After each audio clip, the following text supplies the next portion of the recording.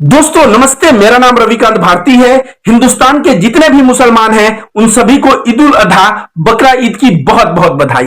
अंधभक्त भी अपने कार्य में लगे हुए हैं, इनको बकरा लाइफ मैटर्स याद आ रहा है। अंधभक्त तो प्रकाष्ठा पार कर दिए तब जब मैंने देखा ये लोग ट्विटर पे लिखे कि जैसे इब्राहिम अलैहिस्सलाम ने अपने बेटे इस्माइल अलैहिस्सलाम की वहां पे कुर्बानी करने जा रहे थे, वैसे मुसलमान को अपने बेटे की कुर्बानी करनी चाहिए। तब माना जाएगा कि उनको अल्लाह के ऊपर आस्था है और अल्लाह सही में उनसे प्यार करता है, तो उनके बेटे को बचा के कोई मेंढा या कोई बकरा वहां रख देता। तो इन सभी को जवाब दूं कि जब अपना त्योहार हम लोगों का होली आता है, होली में हम लोग होलिका दहन करते हैं।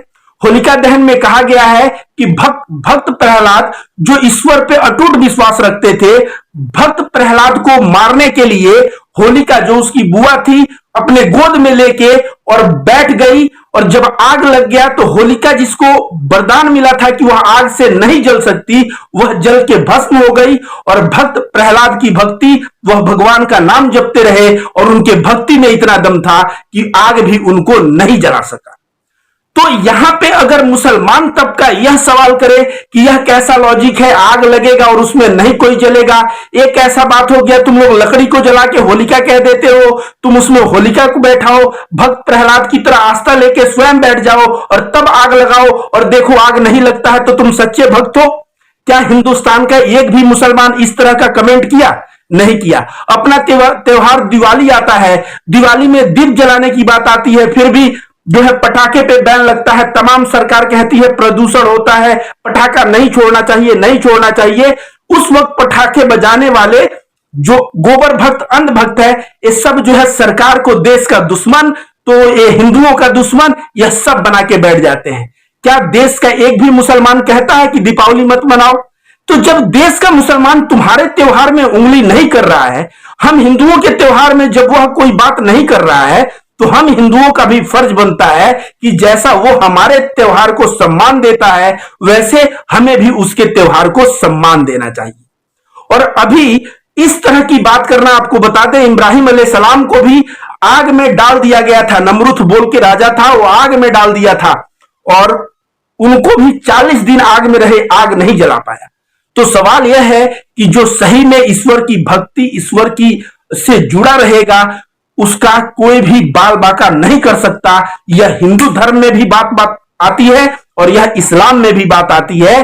तो हमें धर्म की समानताओं को देखनी चाहिए, हमें धर्म की कमियां खोज के लड़ाई नहीं करनी चाहिए। दूसरा, इन अंधभक्तों को याद आता है बकरा लाइफ मैटर्स। आज जो है जोमेटो, स्विगी, ये जितने भी कंपनियां हैं, ये लोग कहते हैं कि 80% हमारे यहां से जो खाना ऑर्डर होता है वह नॉनवेज होता है। मतलब बकरे का या मुर्गे का मांस ऑर्डर, मतलब चिकन मटन ये लोग करते हैं।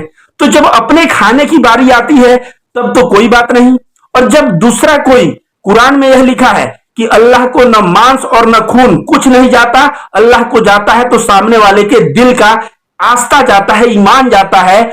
और इसके लिए कहा गया है कि अगर स्वाद के लिए, अगर आप मांस के लालच में आप अगर बलि चढ़ा रहे हैं तो यह बात गलत है। आपकी भक्ति भावना ऐसी होनी चाहिए, अल्लाह तक आपकी भक्ति भावना पहुंचती है। यही बात रामकृष्ण परमहंस की एक कहानी में बताता हूं कि रामकृष्ण परमहंस के यहां एक बंदा जो है बकरा जो है बलि देता था, बकरा बलि देता था, कहता था मां काली का परम भक्त हूं। कुछ दिन बाद वह बंदा दिखा नहीं।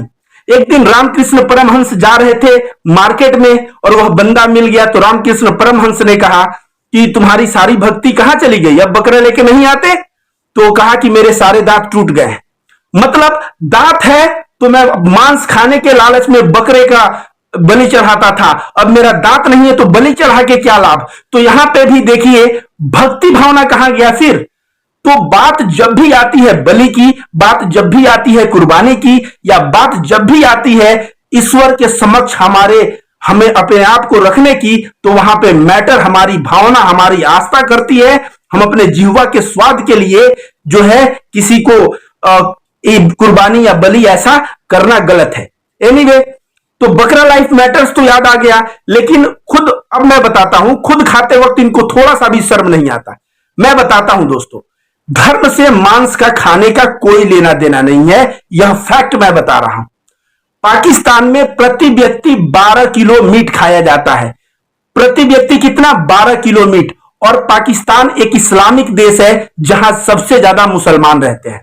नेपाल हिंदू देश है और वहां पूरा साल में 10 किलो मीट प्रति व्यक्ति। तो जहां पाकिस्तान में 12 किलो मीट प्रति व्यक्ति साल में खाया जाता है, नेपाल में 10 किलो प्रति व्यक्ति मीट खाया जा रहा है। तो अंतर क्या? 2 केजी का अंतर। यह क्या अंतर हुआ? देखो, मीट ईटिंग से हिंदू मुसलमान किसी मजहब का लेना देना नहीं, लेकिन लेना देना है समृद्धि का, पैसे का। अमेरिका में, इंग्लैंड में जो देश बहुत ही समृद्ध है, उस देश में लोगों की meat eating 100 KG per year है। 100 किलो मीट एक साल में व्यक्ति खाता है। लेकिन हमारा भारत देखा जाए यहां बहुत कम है।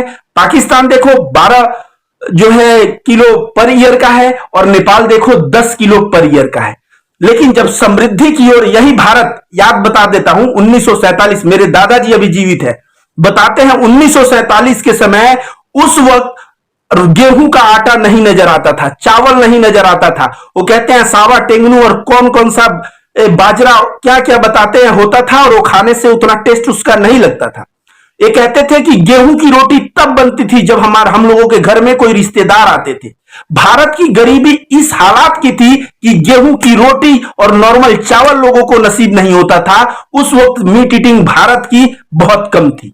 लेकिन उस क्षमता में जो जनसंख्या बढ़ा है उससे कई गुना ज्यादा मीट ईटिंग भारत में बढ़ी है, क्योंकि भारत में आजादी के समय पेट भर भोजन नहीं मिलता था लोगों को। लेकिन अभी जो है कई होटल वाले खाना बना के नष्ट होता है तो फेंक देते हैं।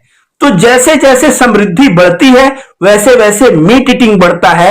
ऐसा कहना कि कोई मुसलमान है तो बहुत ज्यादा चलो जीवों पे दया करना चाहिए, तुम लोग कह रहे हो जीवों पे दया करो, जीवों पे दया करो, तो तुम लोगों को अपने जीव पे कंट्रोल है। जोमेटो से जब ऑर्डर देते हो तब तुम्हें नहीं समझ में आता कि जो है जीव पे दया करो। याद रखो, जीव पे दया करने वाले लोगों, याद रखो डार्विन का एक कॉन्सेप्ट है, यह विज्ञान पे आधारित है, किसी धर्म पे नहीं। वो कहता है सर्वाइवल ऑफ द फिटेस्ट।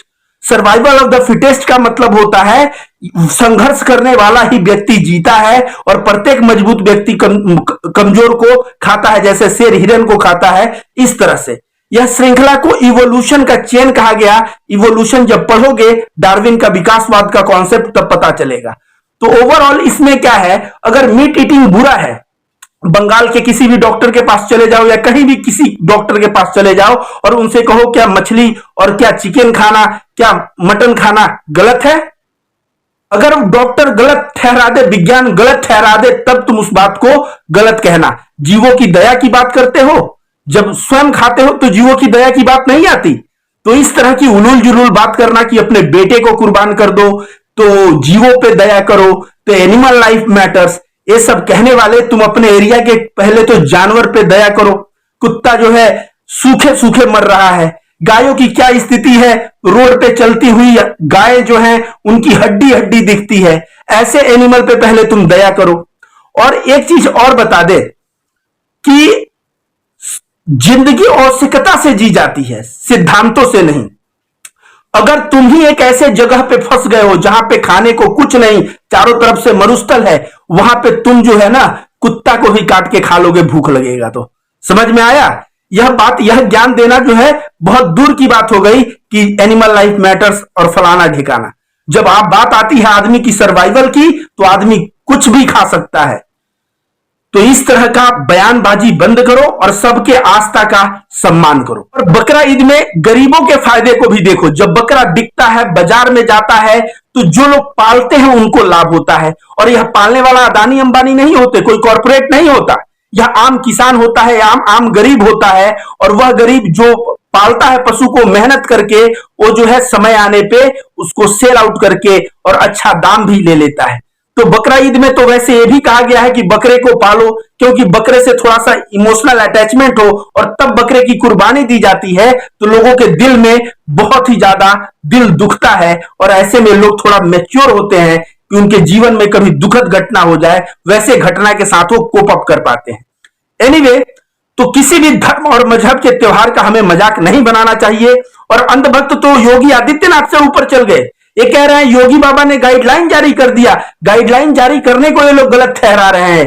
भाई योगी बाबा मुख्यमंत्री पद पे हैं, उनके लिए सभी समान है नागरिक, और वे जो है गाइडलाइन जारी किए हैं, उनके गाइडलाइन का फॉलो मुसलमान करेगा। लेकिन तुमको तकलीफ हो गई कि बकरा ईद त्योहार को ही बैन कर देना चाहिए, गाइडलाइन नहीं जारी करना चाहिए। अंधभक्तों, गोबर भक्तों, सुधर जाओ। कब तक गोमूत्र और गाय का गोबर खाते रहोगे और ऐसे अनाप शनाप बयान देते रहोगे? थोड़ा सा सुधर जाओ। यही कहते हुए मैं आप सभी से विदा लेता हूं। धन्यवाद।